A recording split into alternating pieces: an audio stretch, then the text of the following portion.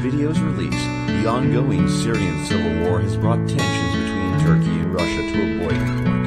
Over the course of just 2 months, Russian jets have violated Turkish airspace numerous times, which has caused Turkey to retaliate by destroying both a Russian drone and a Russian Su-24, while the two are on combat missions in the Syrian civil war. Russia's response has only further escalated the crisis, as Putin has placed sanctions on Turkey, as well as ordered an airstrike on a Turkish convoy near the Turkish border.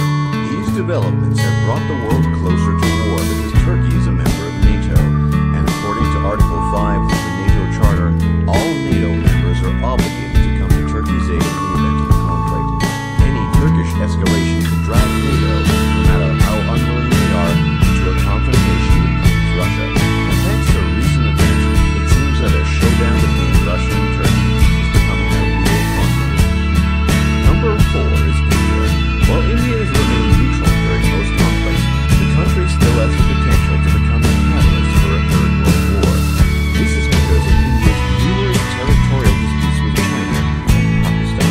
To further complicate matters, India and Pakistan have been at war 4 times since 1947 and have skirmished numerous times since then. Despite the best diplomatic efforts, India's territorial disputes have not been resolved, meaning that they still have the potential to break out into an open conflict. As India continues to expand its army and modernize its navy, the potential for India to become embroiled in a devastating war is only to become greater. Number 3 is Pakistan. Alternatively, Pakistan could decide to or could be forced to pick a fight with India in the near future. Pakistan possesses nuclear weapons, which would have devastating consequences if they were ever to be used. This possibility isn't that far-fetched, as Pakistan has threatened to use its nuclear arsenal on India multiple times. However, the chances of another Pakistani-Indian conflict remain remote, as both nations have been at peace since 1999. Regardless, though, tensions remain high along India and Pakistan's borders, and both nations continue to search for ways to secure control over their disputed regions. Number 2 is Syria. While President Assad's main goal has been to quickly wipe out his opposition and to prevent the Syrian civil war from escalating any further, the exact opposite has occurred.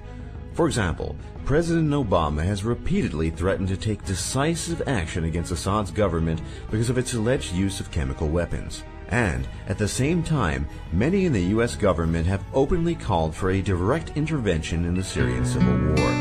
To counter these threats, Putin, at the invitation of President Assad, has begun airstrikes against the Syrian rebels in hopes of quickly eliminating Assad's opposition. As a result, Syria has become one of the most likely countries to cause World War III, because the Syrian civil war has both destabilized the Middle East and pitted the United States and Russia against each other.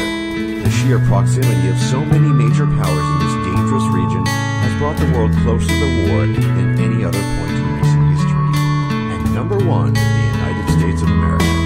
Whenever there's a conflict anywhere in the world, 9 times out of 10, the United States is involved in some capacity.